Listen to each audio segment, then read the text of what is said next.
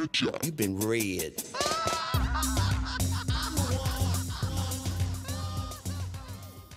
Before we get to the story, please hit the subscribe button as well as the bell icon. It helps me out a lot. Also, check out my Instagram where you'll see pictures of my cosplay, my progress, as well as art not featured on here and is exclusive to Instagram. Also, check out that I have a new merchandise store, all of which is art and done by me. Thank you guys so much, and on to the video.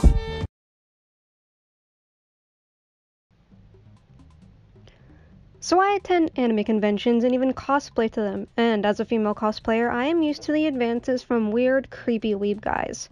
But this one is on a whole other level. I met this guy very briefly over the weekend. He was part of the group that I was hanging out with, and we had one mutual friend. He was really nice in person, ignoring the fact that he was a bit overweight and had a neckbeard and was cosplaying a Naruto character. But I enjoyed our conversations and then thought nothing of him after the weekend was finished. Then, about 3 days after the con, I get a message on a messenger. I didn't recognize the name. Their profile picture was a sexy anime cat girl, and going through their Facebook profile, I didn't see a single photo of themselves. It was all anime crap. I messaged a few friends asking if they knew him. Turns out he asked our mutual friend for my information, and that's how he contacted me. Anyways, I started talking to him and quickly realized that his online personality was massively different to the way he spoke in person.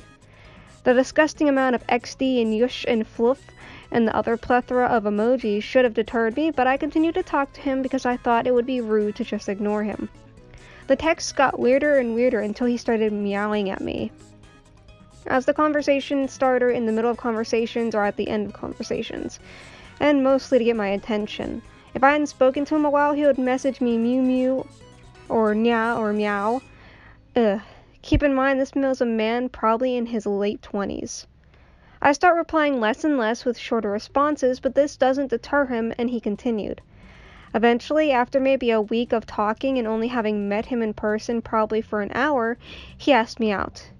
It's probably a good time to mention that when we first met, I was whining about not having a girlfriend.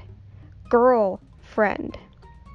So he knew dang well that I wasn't even interested before he asked me. But of course, I politely declined because I don't like confrontation, and I just said I was seeing someone else instead of telling him he was gross and he made me uncomfortable. I thought that after rejecting him, he might leave me alone. But alas, he started calling me Fluffy, or like, did Fluffy fall asleep and shit like that. He changed the chat emoji to a red rose icon and sent it to me at random times. He would send me goodnight texts even if I hadn't been messaging him, as well as good morning texts, which I rarely replied to.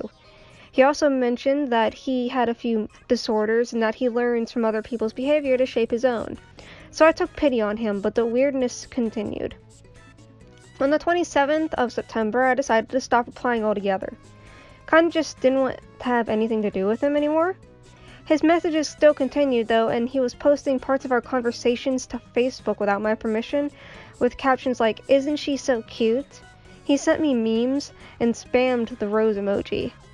Then on the 4th of October, when I was on a date with a decent person who doesn't meow at me for attention, this fully grown man sent me a nya with an XD3 cat face emoji thing.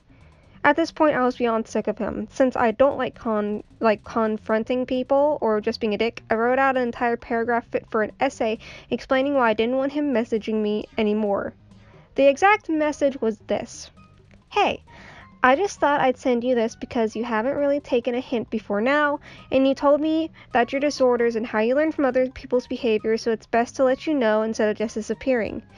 You send really creepy messages, and I don't really want you messaging me anymore. Not even my closest friends say half of the stuff you say, and even after politely declining your advances, you still continued. You're actually really nice to talk to in person, and I enjoyed our conversations over the weekend at the con, but you're completely different online than in person, and your texts make me really uncomfortable.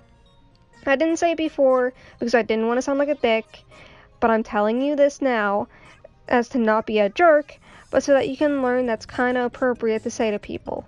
I went along with the meow thing, but that's a really weird way to get someone's attention, and if I didn't reply to your message, it's because I don't want to. Please stop messaging me." Perfectly reasonable in my opinion. He blocked me.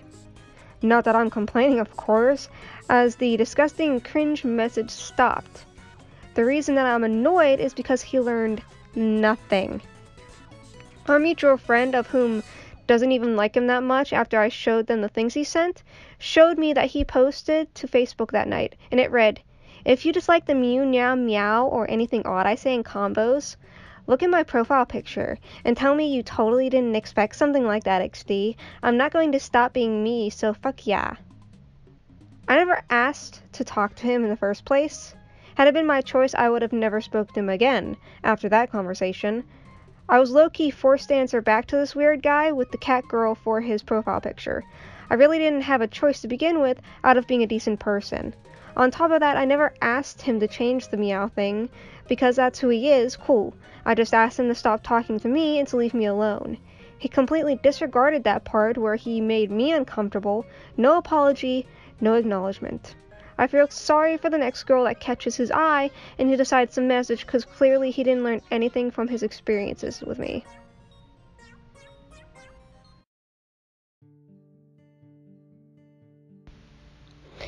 Thank you all for watching. You can go and check out the rest of my channel, click for more videos, or check me out on Instagram where I'm a heck of a lot more active, or even send me your own stories via Tumblr. Thank you guys for watching, as I said before, and I'll see you later. Bye!